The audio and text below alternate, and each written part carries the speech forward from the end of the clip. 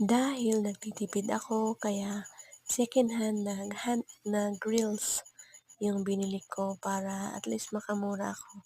Kumbaga yung glass lang ang bibilhin ko kasi na-crack yung mga glasses niya kaya kailangan palitan.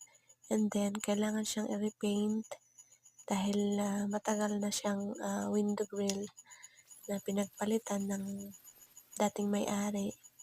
Kaya binili ko para at least, makamura ako ng paggawa at, kailangang i-repaint para magmukhang bago. At kailangang inulit ko siya kasi, hindi spray ang ginamit ko kaya kailangan ulitin siyang i-ano, i-coat para, magandang tingnan. Ayan, at saka makoberan ng mabuti yung mga grills mismo. At, salamat sa Diyos sa lakas at I was able to do this. 1, 2, 3, bale 4 yung window grills na tinapos ko, pero meron pang hindi natapos kasi 8 lahat ng windows, pero hindi pa natapos yung iba.